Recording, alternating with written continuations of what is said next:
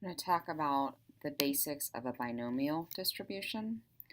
A binomial setting, when you think about binary, there's two options. You either have a success or you have a failure. When you're talking about binomial, you're talking about something that is binary. There's four different conditions. The first one is that it's binary, which is a success or a failure. I would use the acronym BINS, kind of like binomial, so it would be BINS, BINS.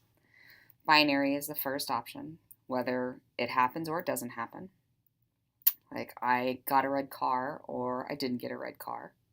Not a red car, blue car, green car. It has to be just a success or failure are your only options. The I stands for independent. Each of the observations have to be independent, meaning that the first outcome is not going to influence the second outcome. The third letter, N, stands for the number of trials, set number of trials. So I have to know that I want to pick 20 of something or pick 10 of something. The number of trials is set. It's not like I'm going to roll a die until I get something. I'm going to roll a die 5 times. And then the last letter, S, stands for the success constant. That's the set rate, that the probability stays constant. It doesn't change over time. So for instance, if I flip a coin 5 times and I'm counting the probability of heads, that would be a binomial situation. And I check it by verifying the B, the I, the N, and the S. So the B, is it binary? Yes, I either have heads or I don't have heads. Is it independent? Yes. When I flip a coin the first time, flipping it a second time does not impact what happened the first time. I had a set number of trials. I think I said 5. And then the success of having a head is 0.5, and that doesn't change. So because it meets those conditions, that is a binomial setting. And I can calculate binomial probabilities based on that. So I could find out the probability of getting 1 head, 2 heads, 3 heads, 4 heads, at least 4 heads, less than 2 heads. There's a variety that I could accomplish.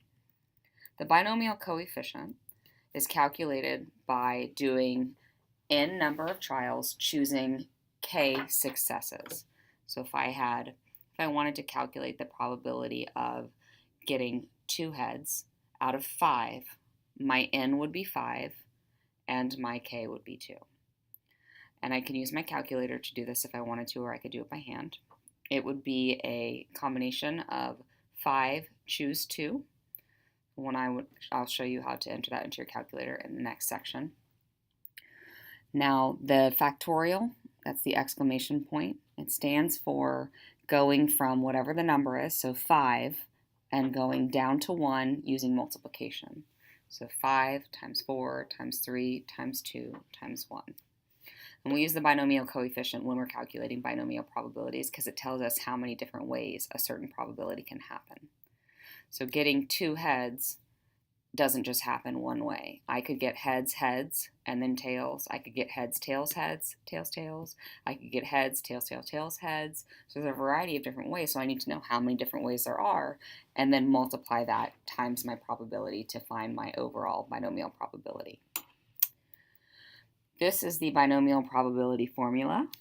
Notice that we have the binomial coefficient in the front. That tells us how many ways it can occur. And then I have the probability of success raised to whatever the k power was, times 1 minus the probability of the success, times n minus k. So in the heads tails situation, I had 5, and I was choosing 2 successes. So n would be 5, k would be 2. In this case, the probability of heads is 0.5, so that would be 0.5 to the second, 1 minus 0.5 to the 5 minus 2, so that would be 0.5 to the third. Let's say we have a number of unmarketable tomatoes in our approximately binomial distribution with n equals 10 and p equals 0.11. Find the probability that the sample contains no more than 1 unmarketable tomato. No more than 1 means that I could have none and I could have 1. If I know that n is 10 and p is 0.11 and I want to choose 0 or 1, I'm going to find the probability of choosing 0. I'm going to find the probability of choosing 1, and then I'm going to add the 2 together. The probability 10 choosing 1, the probability of getting an unmarketable, there's only 1, not getting an unmarketable to the 9th, because the 1 and the 9 has to add to the 10.